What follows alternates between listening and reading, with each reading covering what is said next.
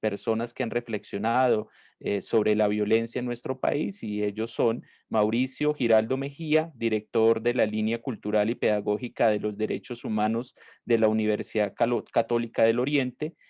También es investigador popular en derechos humanos y se ha enfocado en temas de violencia en paz. De igual manera tenemos a Manuel de Jesús Beltrán. Él es psicólogo, especialista, candidato a doctor en psicología, vicerrector académico y de investigaciones, director de investigación y docente en la Uniclaretiana, la Universidad Uniclaretiana. Para este encuentro, este ciclo, vamos a tener o vamos a desarrollar la siguiente metodología. Vamos a leer las 4 preguntas que tenemos. Nuestros expositores o panelistas van a realizar la reflexión a partir de la totalidad o algunas de esas preguntas en alrededor de 15 a 20 minutos para luego dar paso a las preguntas desde las personas que nos acompañan el día de hoy, que son de diferentes corporaciones, universidades. Recuerden que REIPAZ es una construcción de diferentes grupos de investigación, universidades, plataformas de investigación. Entonces, en ese sentido, ya estamos alrededor de 54 personas el día de hoy conectadas a este primer ciclo formativo denominado Semilleros investigando desde y para el territorio. En ese sentido, entonces, darles la bienvenida, agradecer a Mauricio y a Manuel. Voy a proceder con la lectura de las preguntas para luego darle paso a los ponentes. En ese sentido, entonces, las preguntas son las siguientes. Primera, ¿cómo se ha manifestado históricamente la violencia en Colombia? ¿Por qué hablar de violencia en plural? Identifica diferencias en la forma de manifestación de la violencia entre diferentes territorios en el país. ¿Cuáles son esas diferencias? La siguiente pregunta es, ¿cuáles son las causas de la violencia en Colombia? Una pregunta un poco retadora. La tercera, ¿qué escenario ha generado el proceso de paz y su implementación? Y la cuarta, ¿cuál ha sido el aporte real de las universidades en este contexto? ¿Y cuál podría ser el aporte posible? ¿Cuál es el aporte real y posible de la investigación? Todo claramente enmarcado en el tema de violencia, pero también en esa construcción de paz que puede ser posible a partir de la confluencia de diferentes ideas y conceptos, personas, movimientos, partidos. Entonces, tiene la palabra profesor Mauricio Giraldo. Muchísimas gracias. Bueno, muy buenas tardes a todas y todas, y pues agradecer la invitación y este espacio para que pues podamos construir como también diálogos reflexivos entre todas y todas. No sé si el profe se le apunta y hacemos más un diálogo que dos monólogos. ¿Qué piensas, Jacob?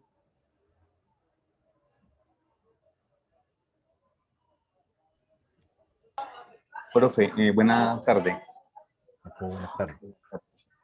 Creo que nos corresponde el espacio. Voy a ser un poco franco, la verdad. Creo que imaginé un escenario diferente. Igual. Tenía un par de diapositivas preparadas para conversar un rato sobre trabajos en torno a la violencia que trabajamos desde el territorio y de los trabajos que han hecho los chicos de los semilleros, como conversarlos y luego discutir sobre esas preguntas, ¿no? No sé si lo hacemos así o bueno, pues en esta condición de crear academia también hay que ser disruptivos y podemos cambiar la forma. La idea siempre será proponer y conversar. Pues yo diría que más bien conversemos, porque si el diálogo gira alrededor de los trabajos de ustedes, pues necesariamente excluimos, porque yo no traigo los trabajos nuestros. Entonces simplemente hacemos reflexiones ambos desde ejercicio, y creería yo que si podemos dialogar alrededor de, pasamos la primera pregunta, la segunda, ¿sí? ¿Estás bien? ¿Estás de acuerdo, John Freddy, también? Claro que sí, profe. Entonces, si quieren, inicio con la primera pregunta y vamos dándole vueltas a las ideas, vamos caminando allí la palabra. Entonces, les leo de nuevamente. ¿Cómo se ha manifestado históricamente la violencia en Colombia? ¿Por qué hablar de violencias en plural, no hablar de una sola violencia? ¿Identifica diferencias en la forma de manifestación de la violencia entre diferentes territorios en el país? ¿Cuáles serían esas diferencias? yo empezaría por la primera y después le daría paso entonces a Manuel, a Jacobo.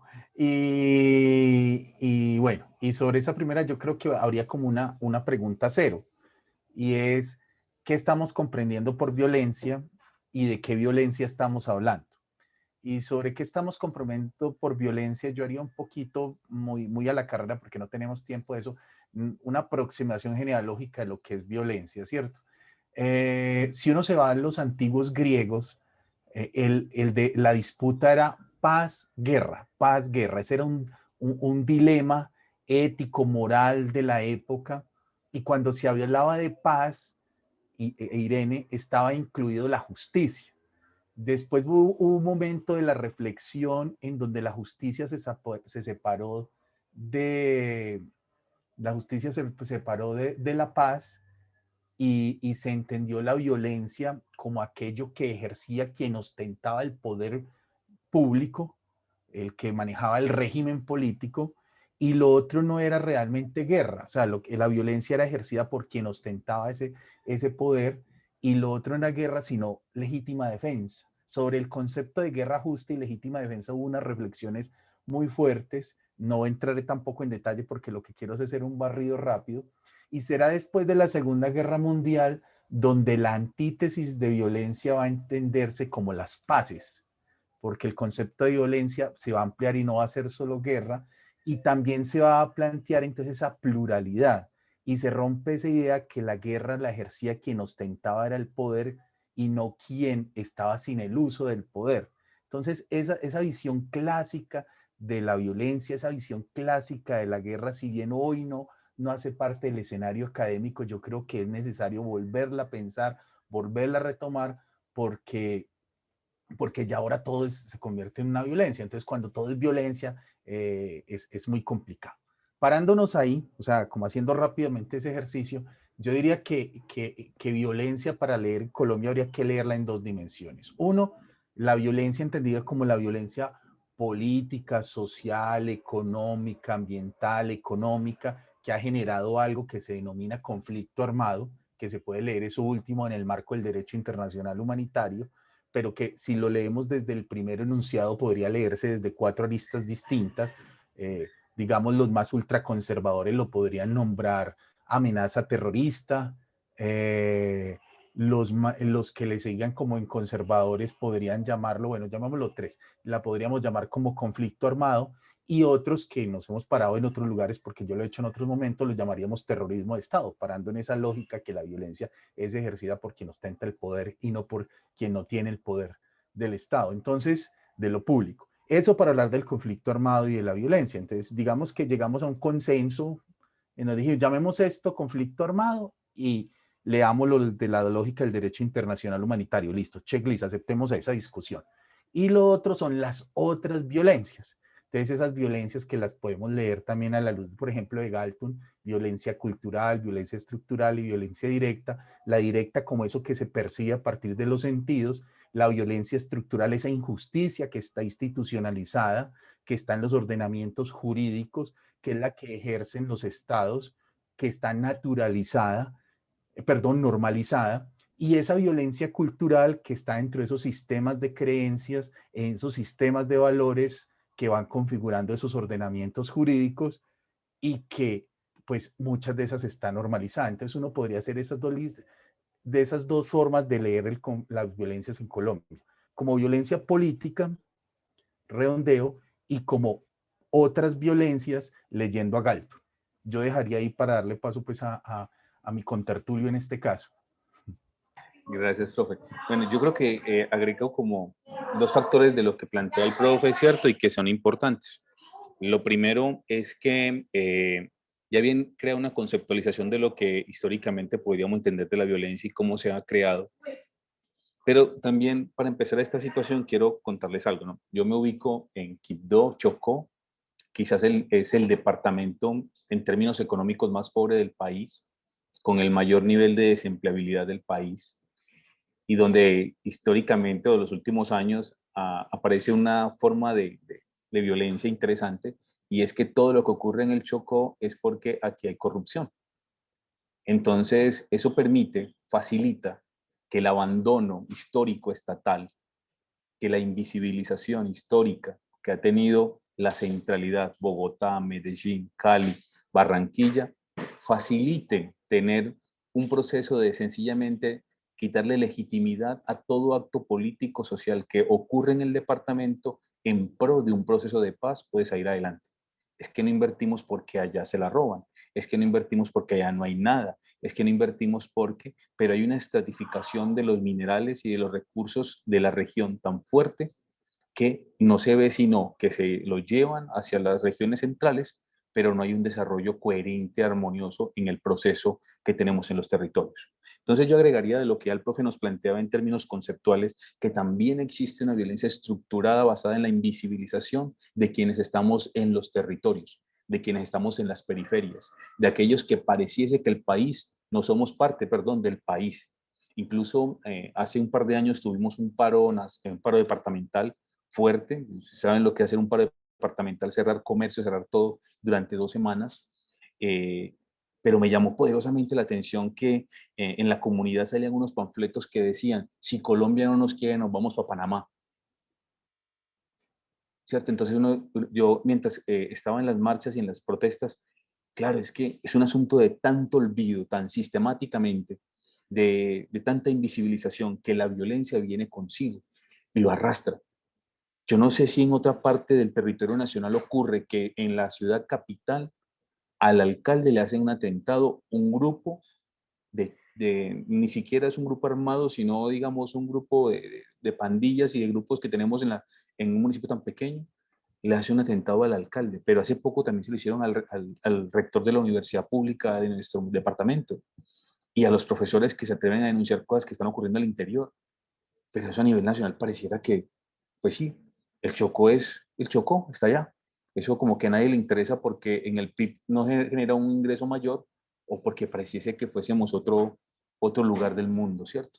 Entonces, en lo que plantea el profe es muy cierto, incluso en un proyecto que teníamos con unos chicos del semillero de investigación, nos preguntábamos acerca cómo el departamento del Chocó genera unos subregistros violentos que no tiene el índice nacional.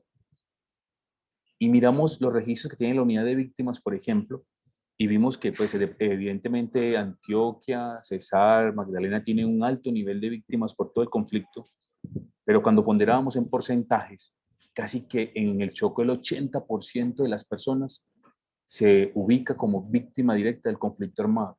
Y eso es muy grande. Eso es un dato que genera impacto cuando uno lo lee inmediatamente. Es decir, aquí hemos sido históricamente víctimas de un conflicto no solo armado, sino también político, económico y de invisibilización estatal. Y eso es impresionante. Entonces, evidentemente, cuando me invitan a este escenario, conversemos un poco de lo que ocurre en nuestro interior, conversemos un poco de lo que pasa con la violencia, pues yo sí creo que tenemos que decirnos que incluso a nivel nacional, entre profesores, no solamente el Estado, profesores, entidades, ONGs y demás que hacen procesos garantes de la paz o de la recuperación del tejido social, también tienen históricamente olvidadas nuestras regiones. Y eso es otro proceso de violencia. Y es otro proceso de demostrarle al territorio nacional que existen unas víctimas de primer nivel y unas víctimas de segundo nivel y otros que ni siquiera los consideramos parte de este territorio nacional. Y de eso también tendríamos que discutirlo a la luz de lo que creemos es un proceso de paz, ¿cierto? No sé, profe, si me extendí aquí en este proceso. No, me parece muy bien. Y yo creo que tú te adentras en una de las causas y es lo que uno tendría que llamarle la atención hoy a la juventud en general y digamos a la sociedad civil o a las ciudadanías libres, yo no sé cómo me pueda nombrar eso, que les ponen discursos instituidos y se los compran baratamente, se los compran fácil. Es cierto que hay un problema de corrupción, eso es indiscutible, eso no se va a discutir, pero es que la corrupción encubre algo superior y es la injusticia, esa injusticia económica, social, política, ambiental. Entonces, claro, cuando a ti te meten el discurso de la corrupción y vamos a luchar en contra de la corrupción y todo eso, lo único que estamos haciendo es ponerle maquillaje al sistema porque los huecos que tiene el sistema están en la corrupción. Entonces yo lo tapo, listo, y muestro el sistema, una cosita más ordenadita, más pispita, pero es que las bases del sistema, la estructura que sostiene ese sistema, la estructura de injusticia está sustentada, bueno, la estructura que sostiene eso es la injusticia, injusticias múltiples. Entonces, insistir en que no podemos caer, digamos, en esos discursos mediáticos, electorales, centristas, que no contradicen, que no, yo no sé, que son pacifistas y mentiras que son extremadamente violentos, porque están encubriendo lo que pasa con los compañeros y compañeras del Chocó. El Chocó no importa porque es periférico, el Chocó no importa porque es negro, el Chocó no importa porque es afro, el Chocó no importa porque es de pobres, pero sí importa porque tiene recursos naturales, pero sí importa porque puede tener una economía, esto que han llamado la economía naranja, para explotar ciertas tradiciones y culturas, saberes y prácticas culturales. Entonces ahí es todo un juego donde uno tendría que estar en una postura crítica, atento a esos discursos que te envían, si los compras o no los compras, o sea, tener criterio de selección. Y sobre, digamos, esas diferentes causas, pues en Colombia, cuando se planteó lo del conflicto armado, pues digamos la terminación de uno de los conflictos armados entre Estado y FARC, pues se planteó que hubieran 6 personas nombradas en una comisión por las FARC y 6 nombradas por una comisión por el Estado, y crearan un documento que sirviera, un documento de 900 páginas que sirviera para comprender esto. Uno podría resumir también muy abruptamente, como dice ahorita, con un poco la historia de la guerra, la paz y la violencia, en 3 tesis centrales, más bien 2 tesis y una subtesis. La primera tesis es que plantea que la injusticia es el origen de nuestros conflictos armados. Tesis 1, de la cual yo me paro. Tesis 2, que plantea que es el conflicto armado el que genera las injusticias, ¿cierto? Tesis 2, que separaban pues otras personas. Pero viene una subtesis en la tesis 1 de Javier Giraldo que me parece muy interesante, porque el ataque de los que plantean la tesis 2 es que hay muchos países y muchos lugares donde hay injusticias sociales y no generaba conflicto armado. Pero ahí va a entrar la subjetividad, y en eso pues yo estoy convencido que mi colega tiene más para hablar de la subjetividad que yo. Pero sobre la subjetividad sí creería yo que Colombia, si se le quiera decir que esta es un pueblo arrodillado, atrasado, no. Es un pueblo que ha sido exterminado sus factores de lucha, y que por ese exterminio sistemático es que han logrado quienes ostentan el poder mantener esas injusticias, y dentro de las injusticias su corrupción, y han logrado mantener sus privilegios. Entonces, sustentando esa tesis 1, creo que las causas de las violencias están en esas diferentes formas de injusticia que hemos nombrado, que se encubren con la corrupción, existiendo la corrupción, y que hay una característica de la subjetividad de las luchas sociales en Colombia, que el problema es que han sido exterminados políticamente, militarmente, con guerra sucia, planificado desde altas esferas que vienen desde los Estados Unidos, pasando por las élites colombianas, y que han usado el Estado no solamente para generar más recursos para ellos, sino para garantizar sus privilegios. Entonces, esas condiciones, mientras existan, ahí no hay acuerdo de paz que sirva sino para calmar unos fusiles, importante y loable sin duda alguna, pero que indudablemente deja, digamos, las causas materiales objetivas intactas para que se perpetúe el conflicto armado, y le doy paso a mi querido colega. Gracias, profe. No, bueno, yo le tomo como 2 puntos que usted plantea muy bien.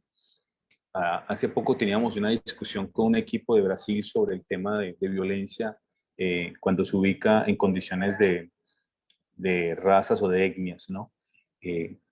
Hubo una frase que siempre rondó por estos territorios, y era es que los negros a Colombia solo les sirven cuando ganan medallas olímpicas o trofeos de fútbol. Del resto, estorban, ¿cierto? Porque no los queremos de presidentes, no los queremos de ministros, no los queremos de directores de ninguna empresa o compañía, solamente nos sirven para que ganen medallas olímpicas o para que ganen trofeos. Entonces, eso también demarca una forma en que se crea la violencia, ¿no? Y se sostiene. Justamente hablando de lo que plantea el profe y en pro de esa visión de la paz negativa que estábamos viviendo en algún momento, que en algún momento lo vivimos acá en el territorio, cuando tuvimos la entrega de las armas de las FARC. cerquita de Río Sucio, que es un municipio con un nivel de violencia impresionante, con son más de 200 reportes de hechos victimizantes de violencia en un solo municipio tan pequeño. Eso es increíble. Pareciese que el conflicto se hubiese encarnizado en ese municipio de una manera impresionante. Y mientras conversábamos con los líderes comunitarios de allí, nos decían, mire, a pesar de esto, con que nos dejen trabajar la tierra y nos dejen regresar al campo, estamos tranquilos.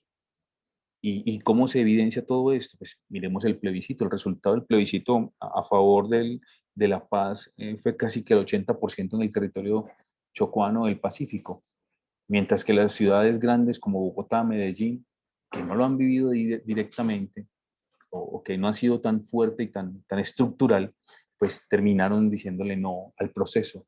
Y esto era increíble, es como, nuevamente, repito la acción, ¿no? Es un abandono tan impresionante y tan invisibilización tanto hacia estos territorios que incluso creaban esos escenarios. Ahora bien, retomando la pregunta que nos planteaban, ¿existen diferentes tipos de violencias? Por supuesto. Tenemos violencias políticas, económicas, que la vivimos constantemente acá. Tenemos una violencia del conflicto armado por causa de lo que es el manejo y control de las armas en los dos ríos que nos atraviesan, el Atrato y el San Juan, que tiene que ver con el control de la salida de drogas y demás insumos que salen por estos dos ríos que tienen un caudal impresionante, de los que no sabemos por qué no hay control, de los que todo el mundo sabe dónde está el bendito río y vemos a la Marina en varios puntos del río, pero siguen existiendo los grupos en cada uno de los lugares. Es diferente verlo en el medio, en el alto, en el bajo Atrato, actores perturbando la calidad de vida de los habitantes y haciendo presencia en estos lugares todavía, y también del olvido sistemático que tiene el Estado de no permitirle a las comunidades campesinas, a las comunidades afro, vender o poder circular, comercializar sus productos, y terminamos encerrados en un proceso microeconómico que no permite un fortalecimiento territorial y que no permite un fortalecimiento étnico o de las comunidades en los territorios. Ahora, también es cierto que esto ha generado un fortalecimiento dentro de las propias comunidades, y es ver lo que hacen entidades como el FISH, por ejemplo, que el Foro Interétnico Solidaridad Chocó, que vincula a todos los líderes del territorio chocuano y los llama y los convoca y nos reúne, los capacitamos en procesos de paz, en recuperación de la paz, en recuperación del tejido, en seguir insistiendo. Y yo no sé si es perseverancia, insistencia, pero hay tanto anhelo por salir de este episodio violento que seguimos insistiendo en los procesos comunitarios para la recuperación del tejido. Y eso facilita que creamos que es posible ver la luz al final del túnel. Pensábamos todos que en el 2016 se venía por lo menos la luz a lo lejos, sabíamos que no iba a ser fácil, pero hoy está más invisible que nunca. Este nuevo gobierno hubo un abandono increíble.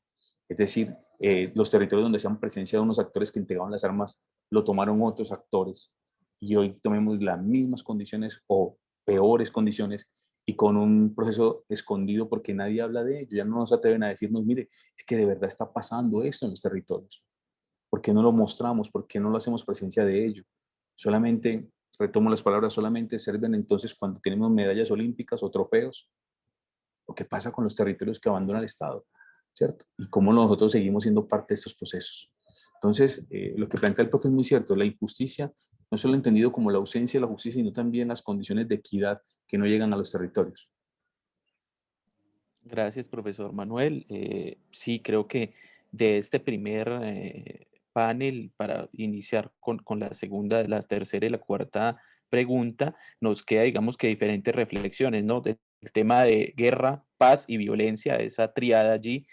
Nos queda también algo muy interesante, que es el olvido y la invisibilización de la periferia como una violencia histórica para nuestros pueblos, como una violencia que ha sido sistemática, que ha invisibilizado las construcciones históricas de diferentes poblaciones, que impone un sesgo también simbólico, ¿no? Recordemos que toda la parte pacífica es una de las partes históricamente que más ha generado Producto Interno Bruto, no en los últimos años, en los 2 siglos que tenemos como república, pero ahora digamos que lo que vemos es claramente una región totalmente saqueada y, como dice el profesor, invisibilizada, invisibilizado, genera también un tipo de violencia que sería interesante reflexionar y por qué no estos estudiantes que nos acompañan el día de hoy. Entonces, como para ir en la segunda tanda de preguntas, les voy a leer la tercera y la cuarta pregunta.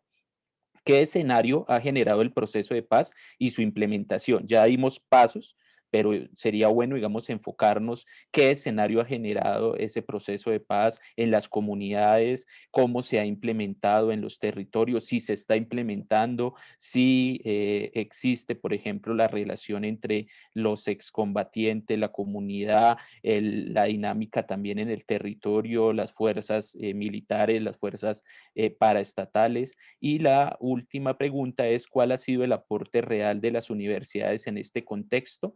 Pero no solo quedarnos en el análisis de qué es lo que se ha hecho, sino cuál también podría ser el aporte, ¿no? Aquí estamos diferentes universidades, estudiantes, docentes, directivos, que podríamos también dar un granito de arena para la construcción de esa transformación y esa necesidad de avanzar en esa construcción de resolución de conflictos a partir del diálogo, ¿no? Entonces, profesor Mauricio Giraldo. Bueno, entonces retomamos un poquito.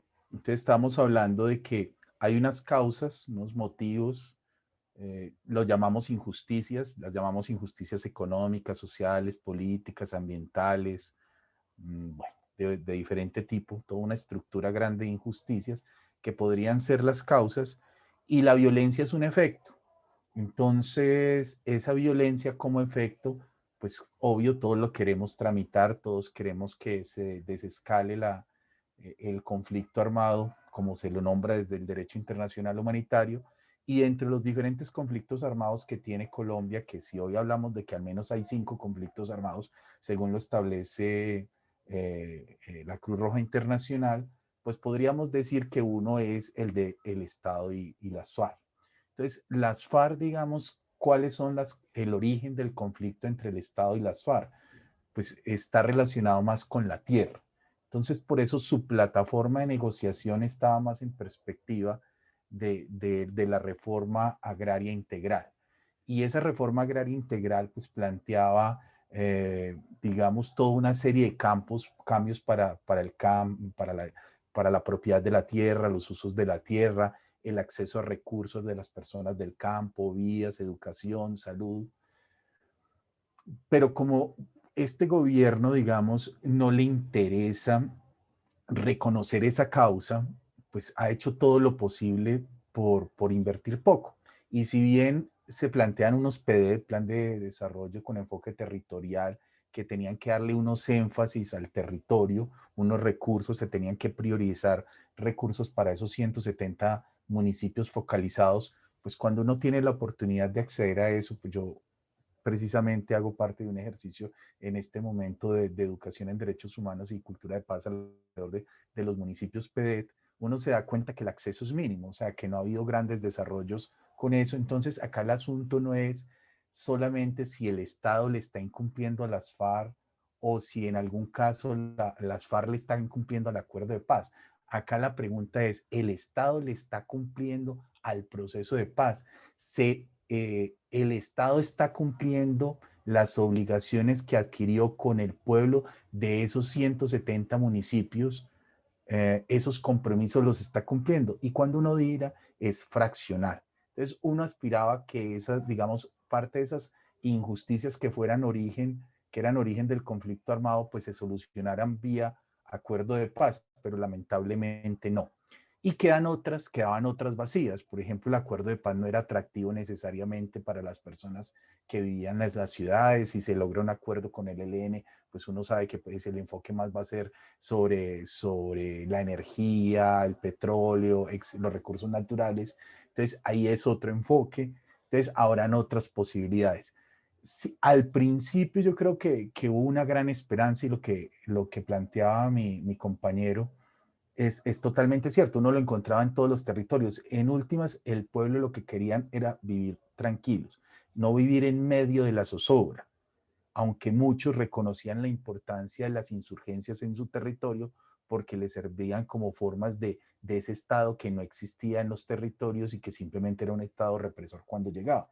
Entonces, digamos que hubo una luz de esperanza más grandecita que se ha venido apagando planificadamente por este gobierno, saboteada por este gobierno, pero creo que todavía hay ejercicios posibles de rescatar, de construir, y más bien de abajo hacia arriba, procesos de organizaciones comunitarias, de sectores populares, de sectores campesinos, de las zonas de reserva campesina, de los territorios agroecológicos. Ahí hay más posibilidades y creo que ahí es donde, digamos, pondría yo como los puntos en las posibilidades, no del acuerdo, sino de abajo hacia arriba que se están, digamos, desarrollando, con un agravante. Antes del acuerdo de paz, podías hablar de derechos humanos y cultura de paz o construcción de paz en los territorios, más o menos. Hoy este tema está casi vetado. En eso estamos en este país. Dejo entonces a mi compañero. Sí, profe Mauricio, yo creo que eh, comparto esas apreciaciones que hace de, tuvimos un ratico, y tuvimos un ratico soñado, tuvimos un ratico ideal. Se nos alcanza a imaginar cuando nos reuníamos con los líderes comunitarios de las 5 subregiones del Pacífico que hacían unas periprecias por venir, venían 3 horas en Río, luego en Animales y luego terminaban acá en Quibdó, solamente para dialogar cómo íbamos a hacer cuando por fin llega el acuerdo. Cómo íbamos a recuperar las zonas, por ejemplo, donde estaba prohibido la recuperación del pancoger o la nueva siembra, las nuevas cosechas. Incluso recuerdo muy bien a un líder de una de las comunidades indígenas en Vera que decía, bueno, por fin será que podemos ir a nuestros centros de rituales. Era lindísimo, pero eso nos duró, qué sé yo, 6 meses tal vez.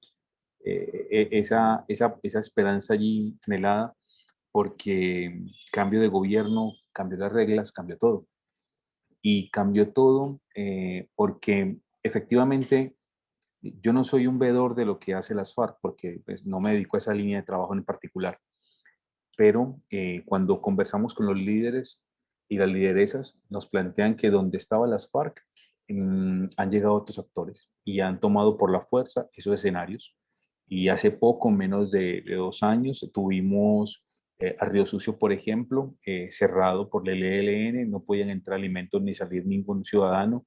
Hicimos el SOS con la Cruz Roja Internacional, nos apoyó un poco Naciones Unidas, pero fue un proceso complejo recuperar solamente la posibilidad de que los ciudadanos, los habitantes de Río Sucio, pudiesen salir de su municipio y poder recoger sus frutos de pancoger y recuperar la pesca y las actividades propias de ese municipio. Es decir, digamos que se creó una infraestructura más, no sé si más fácil o no sé cuál sea el término, más propicia para que volviera a la violencia al territorio, justamente cuando dimos por sentado que teníamos un espacio de paz y de recuperación de la posible paz que estaba llegando. Ahora bien, y retomo de pronto la pregunta que nos planteaba nuestro compañero John Freddy, ¿cómo observamos o cómo estamos mirando nosotros qué ha pasado con este escenario de paz? Uno, yo trabajo en una universidad pequeña, tenemos 15 años. Es una universidad de claretianos. Y les cuento esto, la universidad tiene en su eslogan, en su estructura, en su ADN, que dice paz e interculturalidad. Esa es nuestra presentación ante el mundo. Somos una universidad que le apuesta a la paz como cultura estructural, no como un proceso de acuerdo, ¿cierto? Y entonces buscamos una universidad, como la Universidad de Medellín, que brinda una maestría en conflicto y paz y la ofertamos acá, porque nos venía al pelo, o sea, nos venía al dedo tal cual el anillo, queremos hablar de paz. Reunimos a los líderes comunitarios, convocamos a los dirigentes comunitarios, convocamos a los líderes campesinos, a los líderes indígenas. Cada 6 meses, cada 3 meses tenemos encuentros en la universidad para hablar de paz. Es decir, la universidad le apuesta a la paz significativamente. Pero hay un problema grande. Como no somos una universidad acreditada, como somos una universidad que le apuesta al territorio, como somos una universidad pequeña, digamos, en términos económicos, pues evidentemente los proyectos PED surgen para las universidades acreditadas o las universidades que tienen un alto impacto que están en el centro del país. Pero nosotros, que somos los que le ponemos la cara a las regiones, que somos los que trabajamos con los campesinos, que trabajamos con las poblaciones afros, con las poblaciones indígenas, que todo el tiempo estamos articulando procesos para construir la paz desde los territorios, no podemos participar de esos procesos, porque lo tenemos vetado, ¿no? Entonces, hay una lógica absurda que tiene el Estado de suponer que solamente aquel que se acreditó tiene la capacidad de intervenir en el territorio como si él lo conociera muy bien. Entonces vemos cómo vienen de los Andes o de grandes universidades de Bogotá, que nunca han tenido un escenario en Quibdó y de repente ya hablan de Quibdó como si fuesen los conocedores absolutos de lo que ocurre en el territorio. Y no nos preguntan a nosotros, y no nos consultan, venga, ustedes que están trabajando allí, que tenemos N cantidad de publicaciones sobre lo que hacemos para la paz, la red de paz, todo lo que hacemos articuladamente, ¿qué pasa con estos procesos, no? Entonces, es bueno observar que no solamente hacemos la paz a través de la investigación, sino que también tenemos que visibilizar aquello en lo cual el Estado le ha dado la espalda. Y eso es una responsabilidad de las universidades, es una responsabilidad de los profesores y es una responsabilidad que asumilamos, por ejemplo, en la institución con los mismos semilleros de investigación. Y nos atrevemos a preguntarle a las personas que no están a favor de la paz, ¿qué pasa con eso? Les confieso que hace poco con un semillero trabajamos con los de, yo no sé si ustedes recuerdan que durante el proceso del plebiscito, las comunidades cristianas le dijeron que no al acuerdo de paz, ¿no? Porque Dios no estaba ahí, bueno, X características plantearon. Con un grupo de estudiantes de psicología decidimos indagar sobre el asunto. Entrevistamos a 56 personas de las 7, no sé cómo se llaman, iglesias que hacen parte de acá cristianas. Indagamos sobre el asunto y al final la decisión era simplemente política. Entonces no era un asunto de creer o no creer a partir de su fe, sino un asunto político y tomaron decisión política. Y está bien, tienen derecho a una posición política. Pero lo que queríamos evidenciar es que todos en este país asimilamos una posición política frente a lo que está ocurriendo y frente a lo que estamos observando. Y las universidades, y en este caso en la que trabajo, que es un proyecto del cual todavía sigo enamorado como proyecto, creemos en la paz, le apostamos a la paz y seguimos haciendo todo el ejercicio posible por creer, por construir esa paz cultural que anhelamos para nuestros territorios. Pues no creo que así le venimos aportando y creemos en el proceso. Ahora que estamos lejos, pero muchísimo. Muchísimas gracias, profesor Manuel, profesor Mauricio. Bueno, yo creo que esta parte nos queda evidenciar que la paz no es la ausencia del conflicto, sino que los conflictos puedan ser solucionados a partir del diálogo y que integren las diferencias, ¿no? Las diferencias de una Colombia que es campesina, que es afro, que es indígena, que es raizal, que es rum, que son urbanas, y que en lo urbano existe un mundo de culturas, ideas de las mujeres, de las emergencias que existen en la sociedad, y si no comprendemos eso, nunca vamos a generar realmente una construcción de paz. Aquellos que piensan la paz como salida de cualquier conflicto, tan solo quieren una homogenización y tan solo quieren una persona o una característica para evaluar a partir de ello si es bueno o es malo. En ese sentido, profesores, vamos a dar la palabra a las personas que están en este ciclo formativo. Entonces, les pido que por favor los estudiantes, profesores, directivos que están en este encuentro, levanten la mano. A la parte inferior hay una ventana donde dice reacciones, le pueden dar clic allí y al darle clic se abre una ventanita que dice levantar la mano. Entonces, ustedes levantan la mano, yo les asigno la palabra y pueden abrir el micrófono. Entonces, Felipe, tienes la palabra. Esto, sí, señor, pues soy estudiante de la Universidad Uniminuto. Acá estoy dentro de este semillero gracias a la profesora Naldi Paola. La verdad es una docente que me ha motivado, me ha hecho amar mi carrera y me parecía supremamente interesante lo que hablaba el profesor sobre lo que está pasando en el Chocó, sobre lo que está pasando con esta casa a los líderes sociales, si se puede llamar así, me disculpa la palabra, pero la verdad es lamentable que ya han pasado 3 años, 3 o 4 años del acuerdo de paz y lastimosamente en vez de que las estadísticas bajen mediante asesinato a los líderes sociales se ha incrementado en el país. Se puede decir que a mediados desde el 2017 al 2020 han asesinado a 442 líderes sociales. Es un número supremamente alto debido a que simplemente los líderes sociales son una de las personas que más defienden su tierra. Es que ellos no están pidiéndole nada al gobierno. Ellos simplemente le están pidiendo unas garantías de que esto, además de que son resguardos o son grupos que quieren trabajar la tierra o son personas que realmente anhelan una sociedad equitativa, a esta es donde más el gobierno está atacando. Entonces fácilmente le dicen a un líder social y le dicen, por ejemplo, no tiene más seguridad o no estamos de acuerdo con lo que ustedes están haciendo. A veces les toca a los líderes sociales y en videos de YouTube podemos ver cómo estas personas, por tratar de solventar su vida o por tratar de proteger la vida de su familia, hombre, pues el temor los acecha y les toca irse a diferentes horas de la noche, escondidos, en diferentes, mejor dicho, correlaciones que hacen que estos lleguen y se deprima la situación de una comunidad. Es que, como decía una señora en un documental, no solamente se acaba con la vida de una persona, sino que se acaba con las estrategias políticas o con el pensar de diferentes grupos, los cuales este señor o este líder social pues está desarrollando su idea. Entonces sí me parece muy interesante, profesor, la verdad, pues gracias por sus palabras, por darnos a conocer pues todo este conocimiento que usted tiene.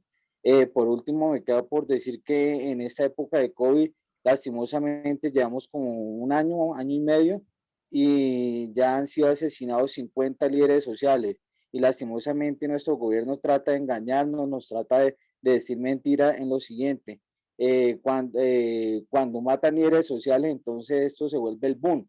Pero y lo hacen solamente para engañar a las personas sobre la situación económica, sobre la situación cultural y sobre la trata de lo que están haciendo con las poblaciones más desfavorecidas de nuestra sociedad.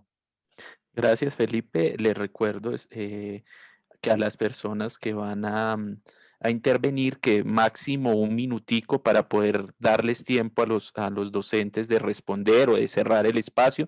Recuerden que vamos de 5 a 6 de la tarde, entonces un minutico máximo la intervención, sea una reflexión o sea una pregunta. Entonces vamos con iPhone de Valeria, me imagino, Val, no lo tengo acá.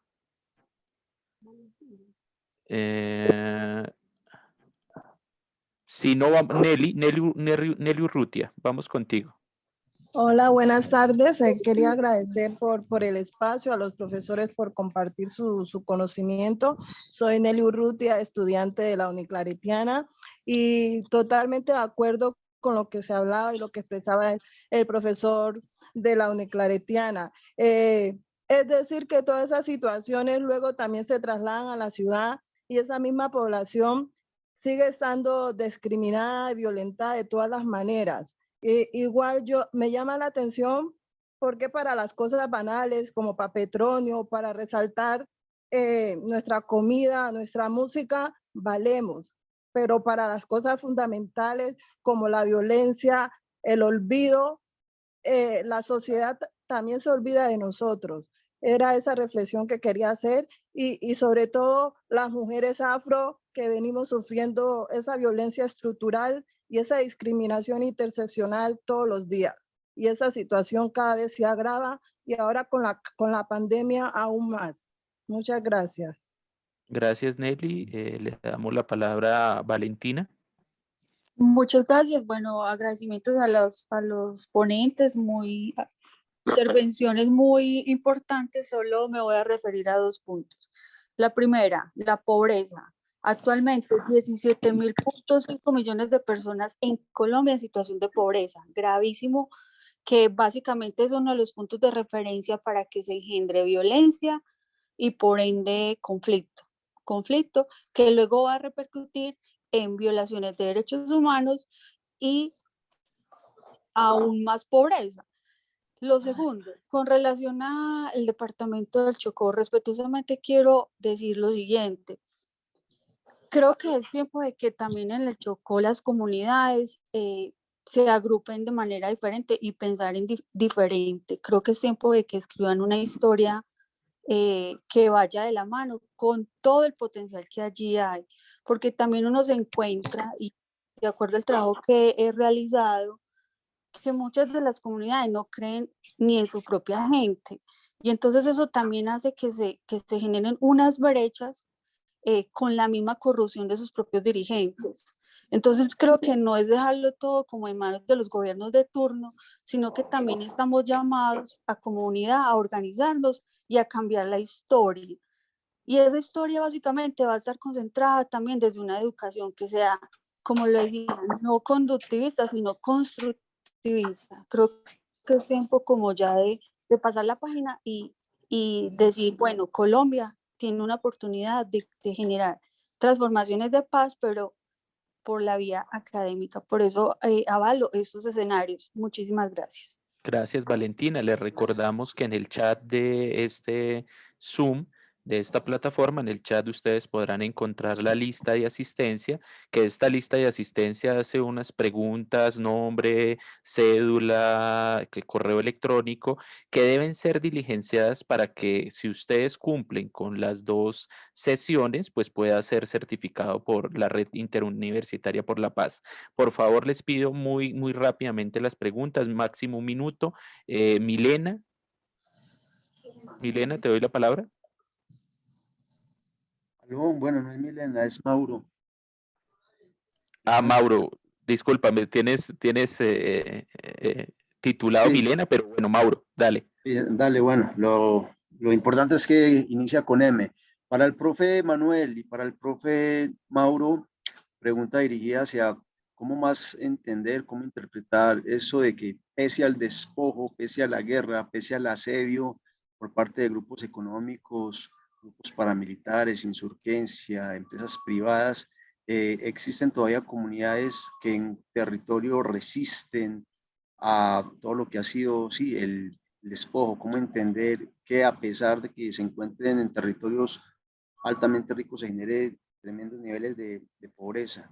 ¿Qué encontramos en las comunidades que hacen que pervivan allí, que hacen que resistan a todo esto que he mencionado? Gracias.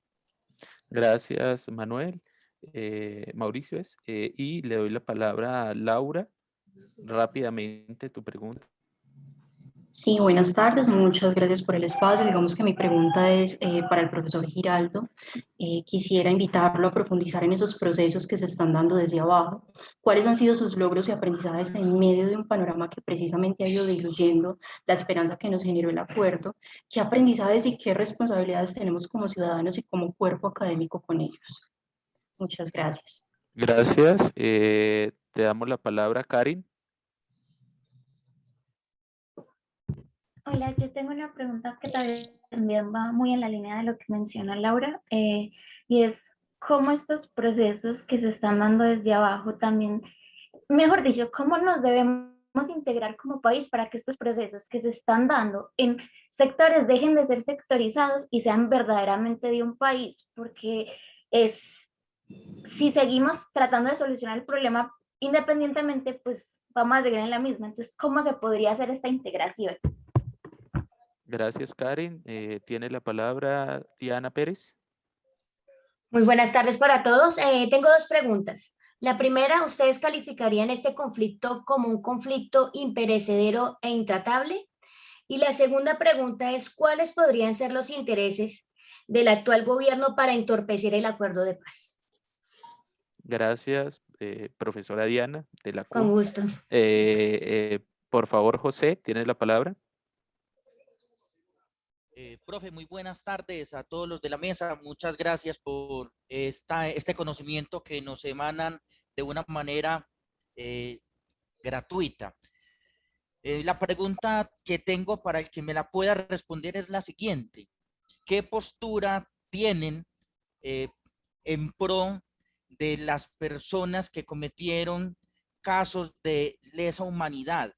Porque es que hablar de paz es muy fácil detrás del escritorio, y ustedes más que nadie saben que hay una cantidad de personas damnificadas, y si bien es cierto que las personas damnificadas deben de repararse y de tener también derecho a enterrar sus seres queridos y demás, también es cierto que las personas que lo hicieron debiesen o deben, en mi opinión, de pagar algo con la justicia y de condenarles a algo, porque la vida solamente pienso yo que la puede quitar Dios y no ningún ser humano. Muy queridos, muchas gracias. Gracias, José. Y por último, Raúl, y terminamos esta sesión de preguntas. Buenas tardes. Muy buena tarde.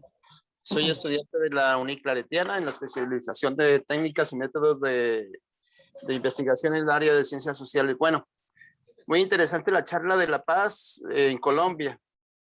Mi pregunta más grande es, ¿por qué Colombia, que es un país que tiene tanta riqueza, tiene cordilleras, tiene regiones diversas, genera tanta violencia y es reconocido en el mundo por su violencia? Que todas esas luchas generan muerte. Gracias. Gracias, Raúl. Entonces, bueno, docentes. No, yo no pude hablar, qué pena contigo. Ah, hay dos Raúl, discúlpeme. Raúl García tiene la palabra, rápido. Ok, porfa. muchas gracias. Buenas tardes. Mi pregunta es para el profesor Manuel. Manuel, ¿qué acercamientos ha hecho la Academia del Departamento del Chocó, específicamente la ciudad de Quito, para tocar la comunidad, la cooperación internacional en cuanto al tema de conectividad? Un factor que hace parte de las violencias institucional que practica el gobierno frente a la población chocuana. Lo digo en el contexto de la academia, toda vez que soy profesor y trabajo con gente del Chocó, y evidentemente esto es una brecha grandísima que genera que que los estudiantes del Chocó no puedan acceder a estos temas. Gracias. Gracias, Raúl. Bueno, profes, entonces para el profe Manuel, para el profe Mauricio, van a tener 5 minutos. Yo creo que son miles de preguntas. Entiendo la tarea maratónica, pero yo creo que más allá dar unos pequeños puntalazos y cerrar el espacio, profe. Entonces, el profe Mauricio, 5 o 7 minuticos. Perfecto. Yo empezaré por una primera pregunta que es riquezas versus violencia. Si nosotros revisamos qué se ha entendido por paz, nos damos cuenta que si ustedes revisan a Kant, si revisan a Rousseau, si revisan se me fue el nombre del abad de yo no sé dónde, o si revisan a Aristóteles, se dan cuenta que realmente es un contrato. Para ellos, esto se soluciona con un contrato. Y puede que no sea la solución, estoy utilizando esa ruta, y yo sí creo que Colombia no ha logrado construir un contrato que represente la multiplicidad de intereses y la diversidad de culturas y regiones, ¿cierto? Y en esa dirección hay dos tesis posibles de explicación, o dos rutas mejor. Está la del estado esquizofrénico que nos plantean los argentinos y que algunos han utilizado acá, que básicamente es la captura de unos sectores del gobierno que capturan el gobierno y capturan el Estado, y desde ahí hacen enunciados que son incoherentes, ¿cierto? Hay toda una esquizofrenia ahí en ese Estado, que es lo que pasa pues permanentemente con la neolengua que utilizan los políticos que nos están gobernando, primer elemento. Y lo otro, la otra ruta de explicación podría ser que este es un Estado en formación, o sea, todavía somos un régimen político, no hemos llegado a ser Estado, no hemos logrado construir ese contrato, y como tal, pues está capturado por unos poquitos que sus intereses no son, digamos, que podamos coexistir, sino básicamente sus privilegios limitados. Y ahí yo creo que me iría un poco a la historia, y es Antonio García Noxa nos explicaba que en Colombia entre 1590 y 1620 se plantearon los señoríos, que es una figura, digamos, de la nobleza. Y esos señoríos han sido los que han constituido las fronteras, han construido la propiedad privada en Colombia, y llevamos 5 siglos. Y yo creo que a pesar de la independencia, nunca nos emancipamos de esa división territorial, de esa división política, Recuerden que eso nos da las oligarquías, y las oligarquías van a ser básicamente militares que fungen de políticos, curas, y que tienen a servidores que serían sus gamunales, o llámalos paramilitares si gusta. Entonces yo creo que eso todavía se mantiene, ¿cierto? Y pues todos sabemos cuál es el principal gamonal de Colombia. Entonces, en esa dirección también me iría para plantear un poco de cuáles son los intereses de este gobierno. Y los intereses de gobierno, creo que ellos representan una ultraderecha latinoamericana que no es un proyecto de nación, que no es un proyecto de Estado, sino un proyecto de grupo de presión, como lo denominaba Camilo Torres. Es un grupo de presión que captura al Estado y desde ahí crea todos los medios para mantener sus privilegios. Y yo creo que eso es lo que ha intentado este gobierno, es simplemente mantener ese grupo de presión capturando el Estado y capturando el gobierno. Me voy hacia otra pregunta, que es los delitos de lesa humanidad, perdonar lo imperdonable, diría Jacques Derrida, fundado en esa tesis judía de que el perdón no lo da el ser humano sino Dios, ¿cierto? Y que es necesario empezar a dar perdones.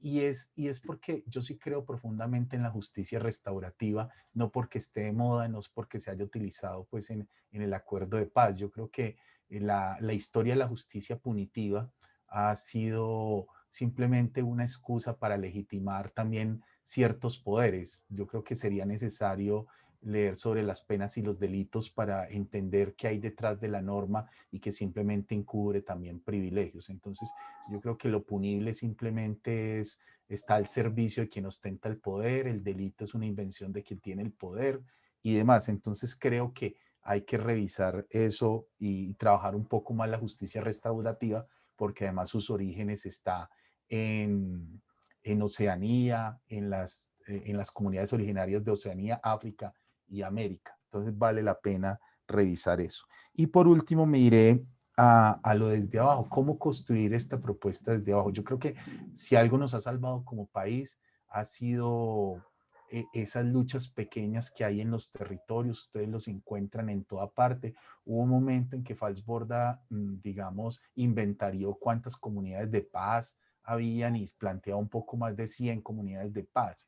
Hubo un momento en que existió la Universidad de la Resistencia, otros lo llamaban la Universidad de la Vida, y sumaba comunidades, consejos comunitarios afro, habían comunidades indígenas, habían comunidades de paz en el Caguán, estaba la comunidad de paz de San José de Apartadó. Entonces ahí desde esas expresiones, unas más organizadas, unas más desarrolladas, existen. Lamentablemente estamos muy dispersos, hubo intentos digamos, de generar articulaciones, pero toca volver a recuperar esos ejercicios. Yo cerraría con que es importante tratar de desescalar la guerra, llegar a acuerdos de paz, porque creo que esta guerra está extremadamente degradada. Estos conflictos armados le están haciendo mucho daño a nuestras poblaciones, así sea con un origen de guerra justa, insisto, pero a pesar de que hayan todos esos acuerdos, estos gobiernos no van a hacer casi nada porque sus intereses los quieren mantener intactos. Entonces yo le apostaría más a esos trabajos desde abajo, desde las periferias, que comunidades hay por toda parte. Eso sí, que desde la academia ni muchas personas que yo escuché les digan cómo deben hacer las cosas, porque eso es hasta irrespetuoso, porque eso no es tener en cuenta cuántos muertos han puesto, cuántos desaparecidos, etcétera, etcétera. Gracias, profesor Mauricio Giraldo. Tiene la palabra profesor Manuel Beltrán.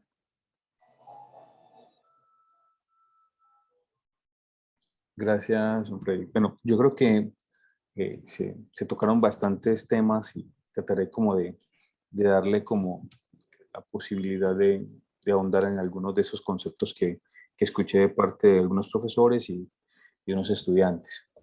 Bueno, lo primero, tenemos una posible violencia que ya llega al nivel de un conflicto intratable. Duele decirlo, pero cumplimos con las características. Casi que las cumplimos como en una lista de chequeo uno por uno, ¿cierto? Lo que Galton plantea. Casi que en una lista de chequeo la tenemos, pero solo hay una variable que cambia el resultado y es el factor humano, un factor humano de anhelo de paz. que todavía existe en los territorios, que todavía lo observamos en las comunidades, que todavía es manifiesto por las comunidades y que se demuestra a través de la resistencia de los pueblos. Quizás no es fácil observar o que ustedes hayan visto en noticias, porque las dos cadenas de noticias de Colombia no son muy buenas para representar nuestros territorios. Solamente cuando algo extraordinario ocurre, de resto no somos parte del país.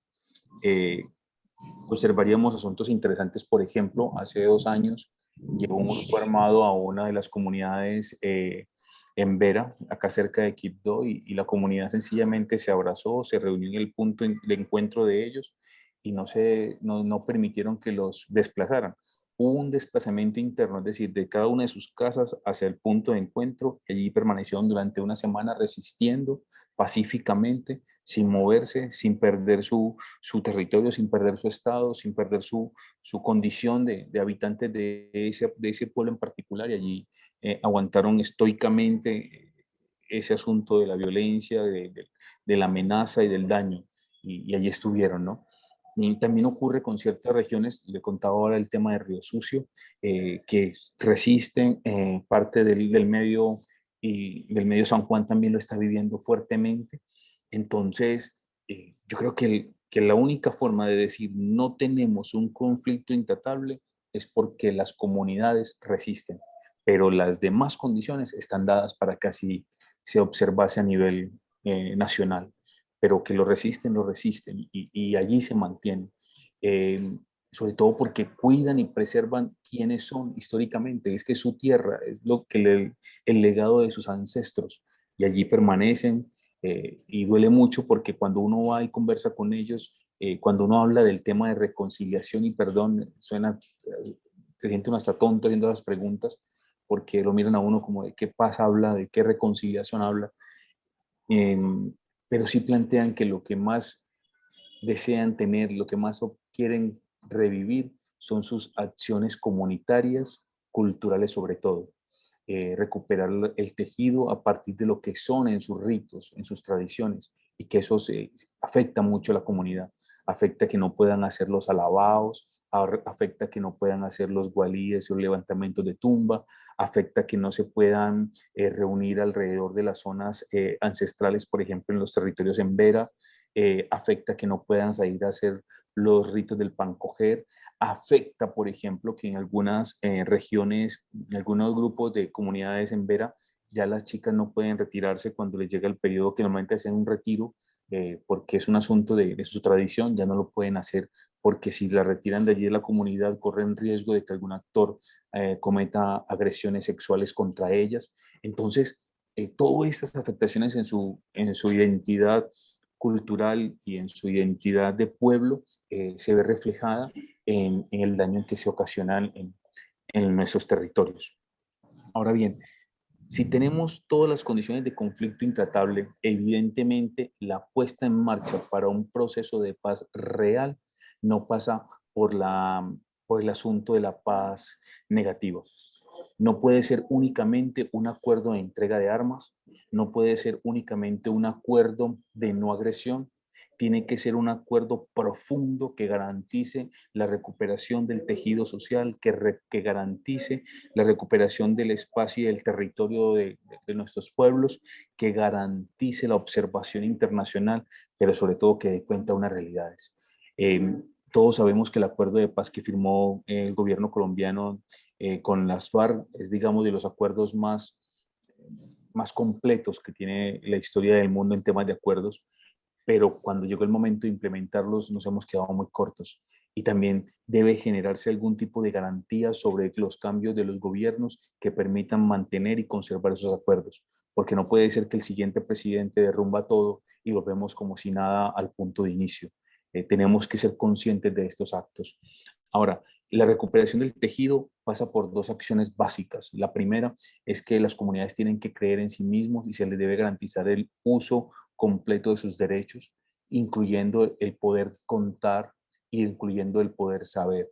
El saber en qué sentido, y esto ha sido digamos, el eje transversal de todo lo que vengo investigando acá en el territorio chocuano, que es donde más he estado, digamos, trabajando con las comunidades, y es que necesitan saber la verdad. Necesitamos escuchar la verdad, sea como sea, la verdad debe salir a flote. Debemos recuperar qué pasó, quién fue, cómo se hizo, en qué condiciones. Las comunidades anhelan escuchar la verdad, pero no solamente escucharla a través de un texto. Hace poco, con la Comisión Interétnica de la Verdad, estuvimos haciendo un proyecto bastante interesante sobre recuperación de la historia del conflicto armado en el Pacífico, y se trabajó sobre todo en el daño y en la afectación de los territorios. Ese libro que publicamos hace poco más de 6 meses, frente al daño comunitario, también demostró que lo que más anhelan las comunidades es que primero le cuenten al mundo qué pasó, pero escucharlo a viva voz. El pueblo afro es un pueblo oral, es un pueblo que le gusta contar, que le gusta hablar, que le gusta ser escuchado. No pasa solamente por escribir libros, porque parece que los libros solo nos interesa a los que estamos en la academia. Parece que los libros solo nos interesa a unos cuantos que medio leemos sobre lo que está ocurriendo en los territorios. Necesita ser contada a viva voz, necesita ser cantada, como lo hacen en los alabados, necesita ser narrada en nuestros propios cuentos, en nuestras propias odas, nuestras propias narrativas culturales en todo el país, tanto en el Caribe, en el Pacífico, en la región andina. Todo el país requiere contar lo que ha ocurrido en medio de esta situación tan compleja como es el conflicto armado. Así que el principal eje de todo esto es la verdad, y que debe ser contada y narrada. Lo segundo, si queremos avanzar, tenemos que entender que Colombia sí cumple las condiciones de un conflicto intratable, que no lo es porque realmente las comunidades se resisten, y como profesional en psicología y como profesor en la línea de la psicología social, también me resisto a creerlo, aunque esté así a mi vista, tapando el sol con un dedo, pero también resisto a creer que llegamos a ese punto. Ahora, existen diferentes tipos de resistencias. Las comunidades resisten en sus territorios. Los profesores resistimos a partir de seguir contando lo que está pasando y no ocultarlo. Los estudiantes resisten cuando son capaces de contar y expresar en sus investigaciones, en sus actividades comunitarias, lo que está ocurriendo. Y somos partícipes en la justa medida en que le exigimos a los malos medios de comunicación que cuenten la verdad, que cuenten la realidad, no una verdad tan parcializada como la que observamos, no una verdad a medias como la vivimos. Y tenemos un poder absoluto en nuestras manos, y es que podemos cambiar de canal si no nos gusta el asunto, pero pareciera que nos da miedo, ¿no?